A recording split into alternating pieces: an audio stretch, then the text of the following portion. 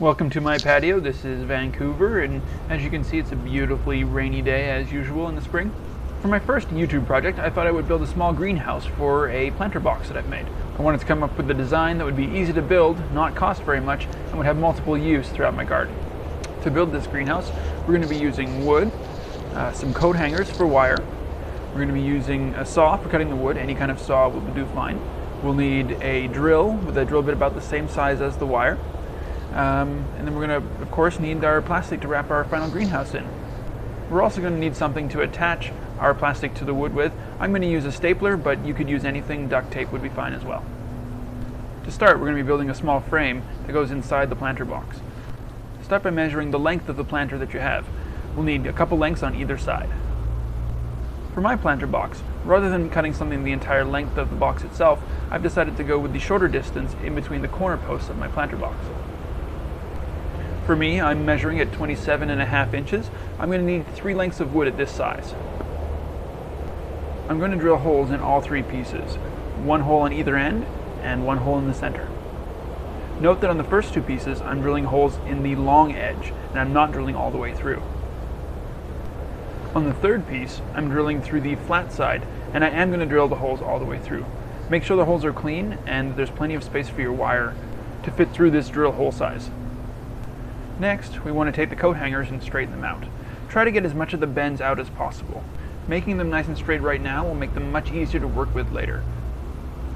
For me, I found that working with the little curly bit at the end of the coat hanger was actually too hard, so I decided to cut them off rather than trying to straighten it out. It's worth noting too that any rigid wire would be fine. Galvanized steel would also work. Anything that you're able to bend that will hold its shape once it's been bent will work great. Once you've trimmed and straightened your wire, it's important that all 3 pieces are the exact same length. With this all prepped, we're ready to start threading the wire through the wood to creating the framework for our greenhouse.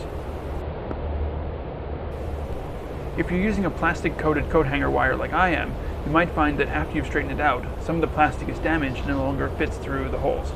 You may need to trim away some of this plastic so that it all fits. I started by threading the wire through the center horizontal piece first. I was then able to attach each piece of wood to either end of the wire. Once the wood is threaded and we put it back in the planter box, we can start to see our greenhouse taking shape. The next thing we need to do is take a look at our wire. It needs to be re-straightened so that we can get the exact shape that we're looking for. Now that we know that we're able to get the right shape that we're looking for out of the wire, it's time to cut the plastic out. It's a simple enough task now to measure the size of our wired frame and cut the plastic to fit. My frame is measuring at 40 inches across. I've decided I'm going to give myself half that distance on either end as additional overlap. I'm also going to give myself a few inches of space on the left and right side of that 40 inches. Now I'm going to fold over the plastic onto the wood. I'm going to use my staple gun to attach the plastic. This will make it easy to move around. If you don't have a staple gun, you could probably get away with using any kind of stapler. It all depends on how hard the wood is that you've chosen to use. Now, with most of this assembled, we can move it over into our plant pot and see how it all fits. I'm going to cut a piece of wood the same width as the end of my planter box. I'm going to use this to wedge the plastic down tight. With everything in place, I can now see how much additional plastic I have to get rid of. My first attempt is going to be to cut the excess plastic off and seal that up with duct tape. In the end, I found this to be extremely difficult. Getting the cut and the plastic to line up perfectly straight is really hard, and I'm not going to recommend that you try that. Instead, it's as simple as just folding over the excess plastic and wedging it down with a piece of wood. Anything that's still sticking out can be trimmed away as we no longer need it. Now all we have left to do is to repeat this process on the other side, and we're finished. Now we have a simple greenhouse that can sit inside a plant pot and will always fit.